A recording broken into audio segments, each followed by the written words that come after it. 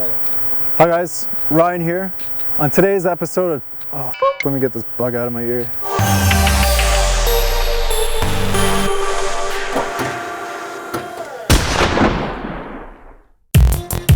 Going straight back, you may feel some resistance.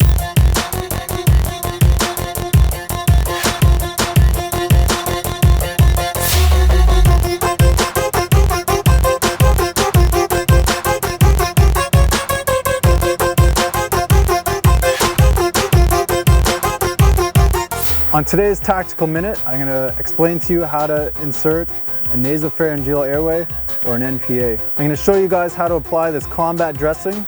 This is for treatment of moderate to severe hemorrhage.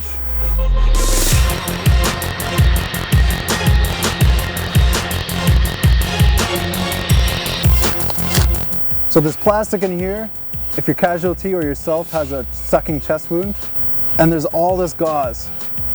You're going to pack your wound with this gauze as much as possible to take up any space that's been caused by a bullet wound or shrapnel. You don't want to apply a dressing like this to somebody's abdomen or chest because you're going to restrict their breathing. You know what would be awesome? What's that? If we had like a piece of meat, Yeah. and then we just pack up as much as this into it as possible.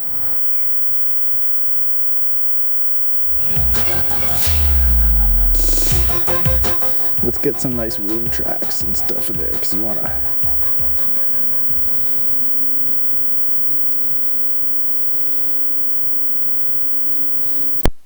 Because you never get a nice straight wound. There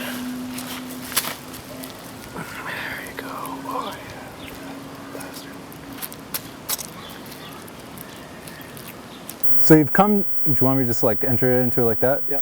So you get to your casualty and you see a major wound. First thing you're going to want to do is apply manual pressure to stop the bleeding. So just like that. All right. Once you have manual pressure applied above the wound to stop the bleeding, you're going to take your combat gauze or your H&H and you're going to pack the wound as much as possible. You're only going to do this if the wound is an extremity.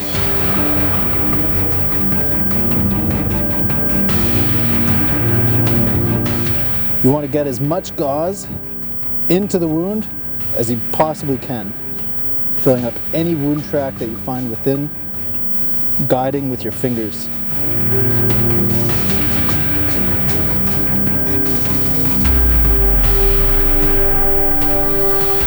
Once you have the wound packed and it's stopped the bleeding, you're going to apply your combat dressing and you're going to wrap it around the wound as tightly as possible.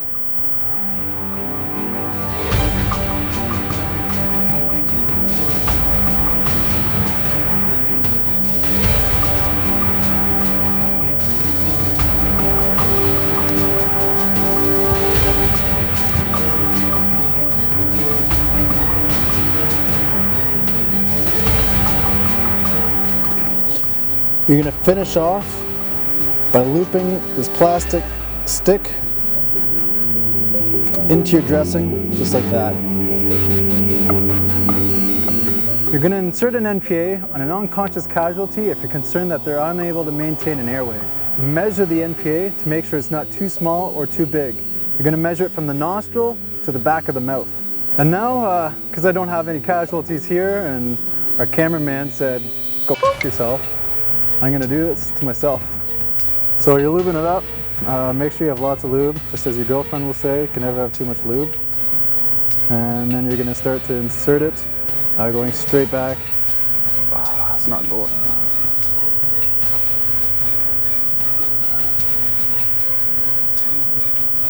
Oh man. Oh, that feels good. I can like feel it in my brain. Is it too thick? It might be. This might be too big of one for me.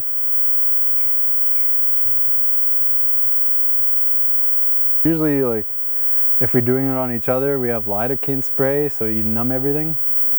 But not this time. No, I'm taking it like a champ.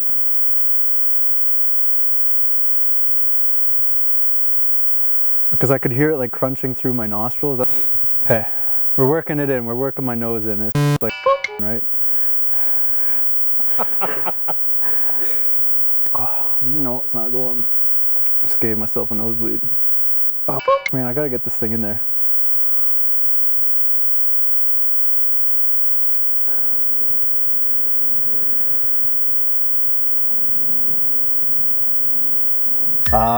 Gave myself a nosebleed.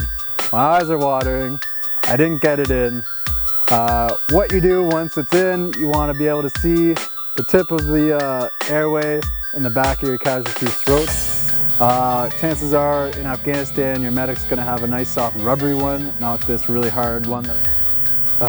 So it's not going to be as bad in a real life situation. I've had these installed in my nose before.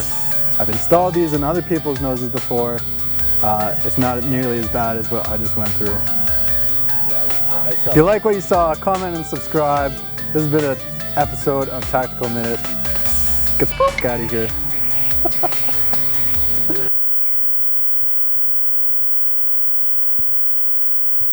Okay, there we go.